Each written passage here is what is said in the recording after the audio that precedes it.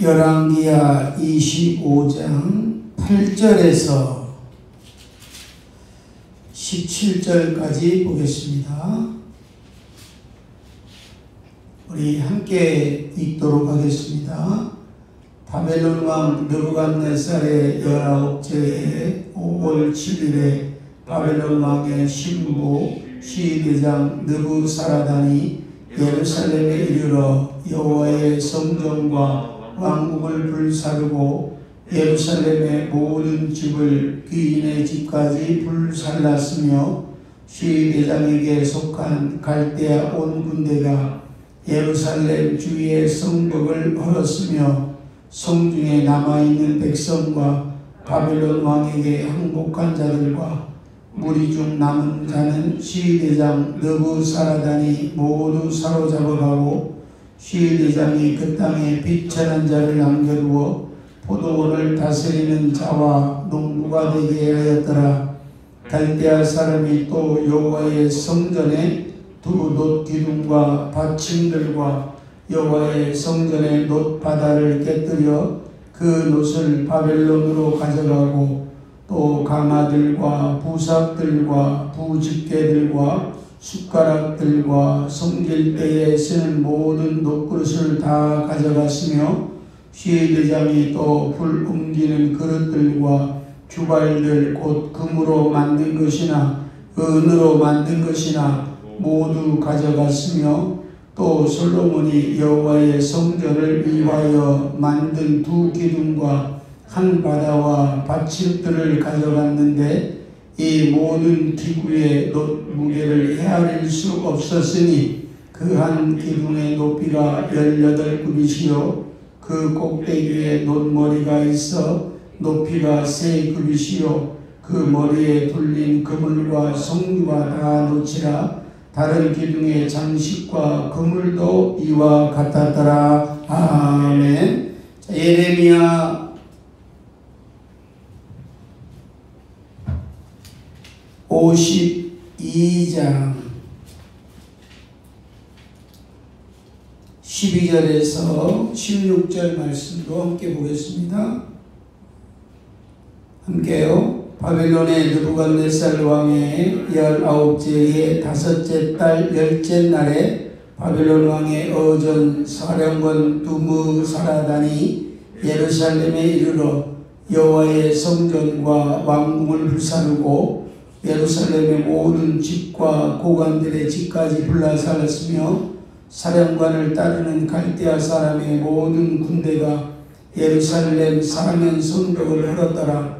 사령관 느부사라단이 백성 중 가난한 자와 성중에 남아있는 백성과 바벨론 왕에게 항복한 자와 무리에 남은 자를 사로잡아갖고 가난한 백성은 남겨두어 포도원을 관리하는 자와 농부가 되게 하였더라. 아멘. 오늘은 성경의 인물 느부사라단에 대해서 말씀을 나눠보려고 합니다. 느부사라단은 나부 자손을 주셨다라는 뜻이 있습니다. 느부사라단은 느부갓네살 왕의 시대장으로, 그러니까 이 왕의 친국이에요. 신부. 가장 신뢰할 만한 자다라는 것입니다. 그리고 이스라엘의 20대 마지막 왕이 누구라고 그랬죠? 시드기야 왕. 시드기야 왕이 자기가 보는 앞에서 바벨론으로 끌려가서 자녀들이 다 죽임을 당하고 두 눈을 떼어 다녔다. 시드기야 왕의 마지막 때입니다. 이때 활동했던 사람이 느부사라단이에요. 이스라엘에게는 역적이죠. 역적이보다도 이스라엘에게는 아주 최첨단의 원수나 다름이 없죠.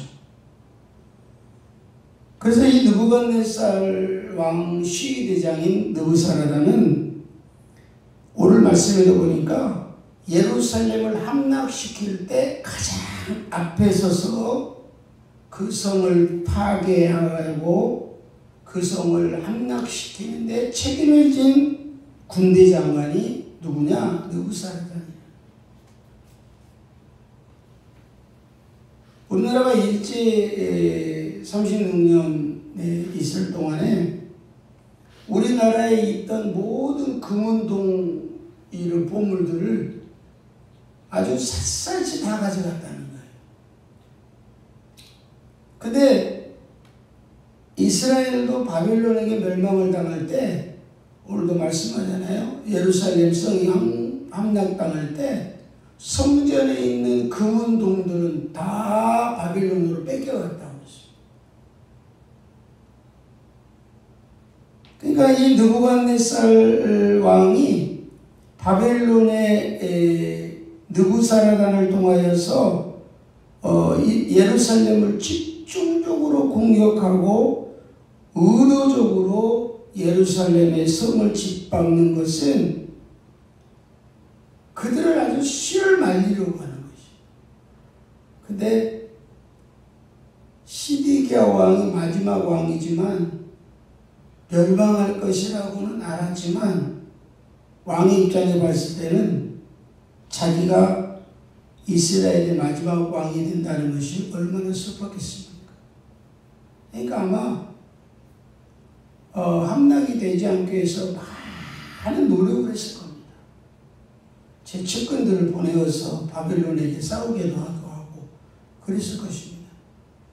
그러니까 그 바벨론의 측에서 봤을 때는 이 시드기야가 저 왕만 없으면 이스라엘을 빨리 함락시킬 수 있는데 왕이라는 존재가 있으니까 빨리 못하는 거예요.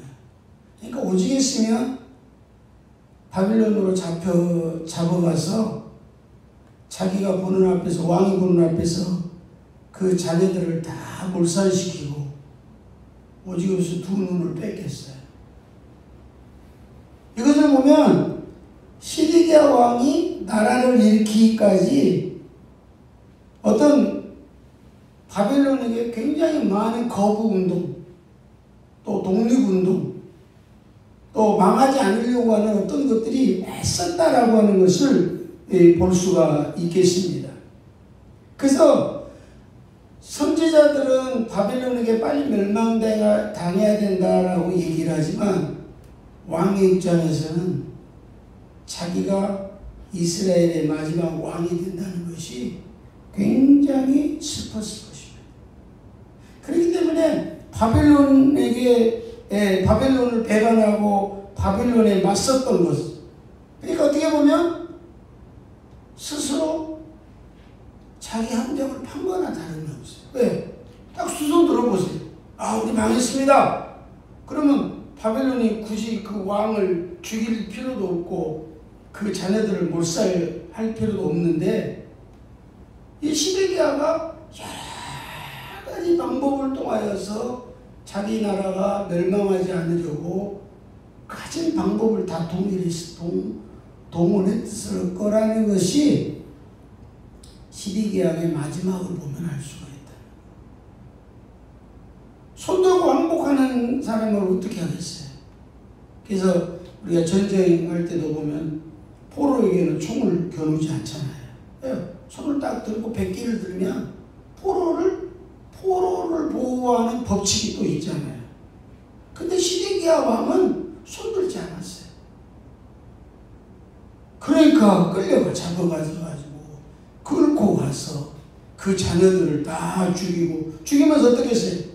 당신 말이야, 바벨론이 예루살렘 이스라엘을 다 멸망시킬 텐데 당신 손 안 들면 끝까지 이렇게 뒤에서 망동하고 백성들을 선동하면 당신들 자녀들 다 죽일 거예요. 그냥 보는 눈앞에서 한 번에 죽였겠어요? 하나 죽고. 그래도 반동할 거야? 시드기야는 어떻겠어요? 우리가 시드기야 시디기야를 나쁜 왕이라고 보지만 그 상황을 좀 생각해 보자고요.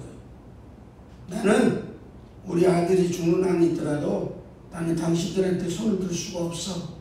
아마 그러지 않았겠어요? 자녀들은 다 그런데도 꼼짝하지 않았어요. 아마 오히려 눈을 더 떴을지도 몰라요.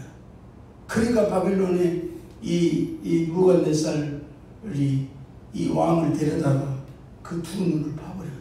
저 왕 저 두 눈을 파버려요. 저 눈을 가지고 나를 보고 있는 저 왕 눈을 파버려요.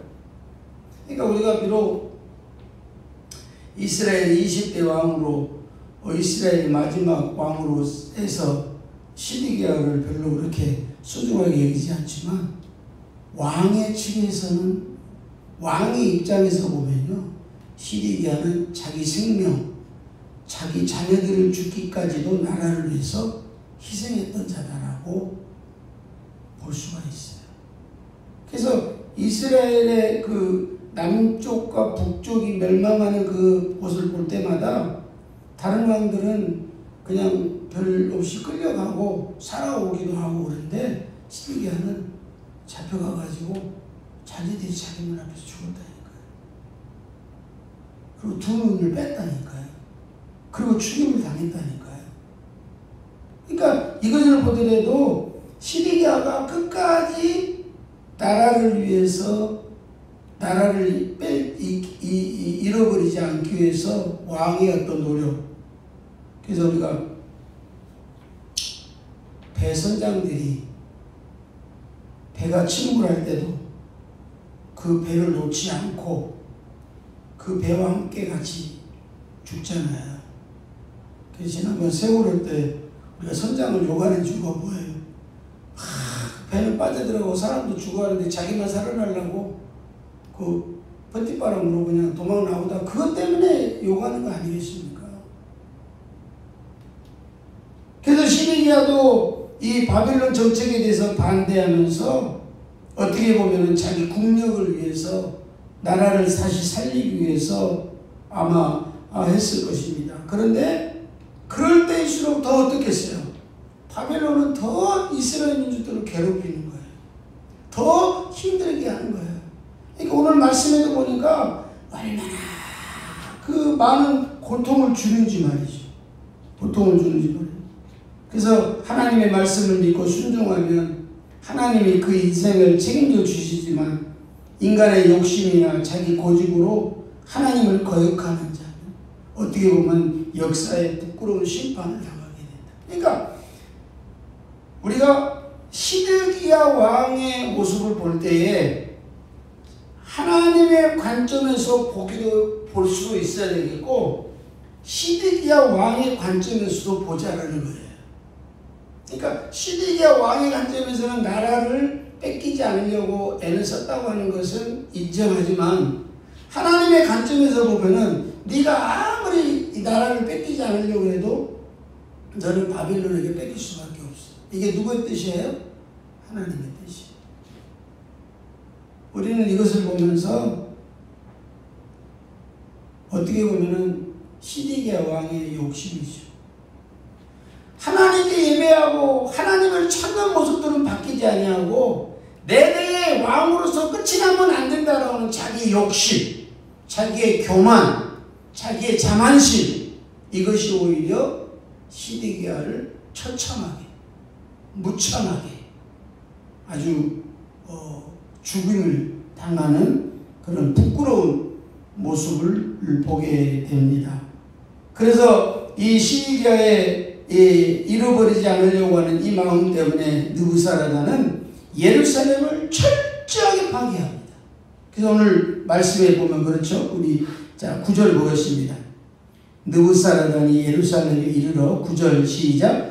여호와의 성전과 왕궁을 불사르고 예루살렘의 모든 집을 귀인의 집까지 불사르고. 그러니까 예루살렘에 있는 모든 성전들, 그러니까 지금 성전으로 얘기하면 예배당이나 이런 것들, 또 귀인들이라고 그러니까 권력자들이나 좋은 집들은 다 어땠다고 그랬어요? 헐어버렸다고 그랬어요.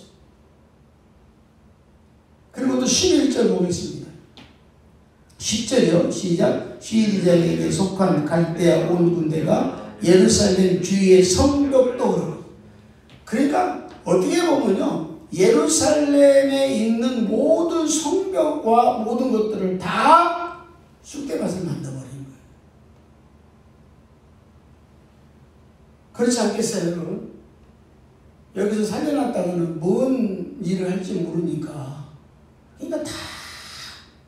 그리고 11절 보겠습니다. 성중에 남아있는 백성과 바벨론 안에 황복한 자들은 와 무리 중 남은 자는 시대장 느부갓네살이 모두 사로잡혀가고 포로로 잡혀가고, 그리고 그 예루살렘에 남아있는 자들은 어떤 자예요?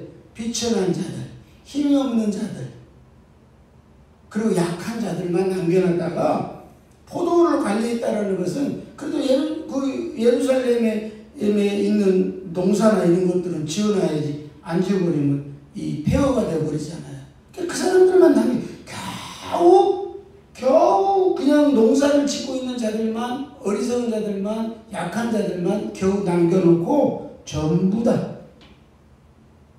그리고 13절에서부터 쭉 말씀하고 나니까 성전의 두 녹기둥과 받침들과 여호와의 성전의 높바다를 깨뜨려 그 노소를 바벨론으로 가져가고, 또 가마들과 부삽들과 부집개들과 숟가락들과 성길 때 쓰는 모든 녹그릇을 다 가져갔으며, 시대장에 또 불 옮기는 그릇들과 주발들, 곧 금으로 만든 것이나 은으로 만든 것이나 모두 가져갔다고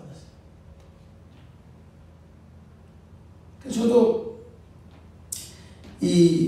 오늘 말씀을 준비하면서 이게 이 하나님의 뜻을 따르지 않는 인간의 욕심이 이렇게 황폐하게 만드는구나 라고 하는 것을 살펴보면서 하나님 말씀에 순종해야 되겠다.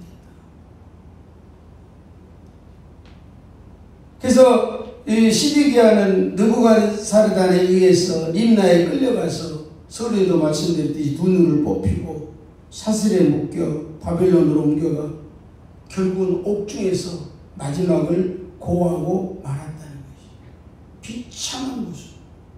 그러니까 우리가 시드기야 왕의 측에 보면은 할 만큼 했다라고 볼 수가 있겠지만, 하나님 측에 봤을 때는 빨리 하나님 말씀을 인정하고 하나님께 돌아오고, 그러니까 시드기야가 좋은 왕이라고 할 수 있었을 때는 하나님께 돌아올 때예요.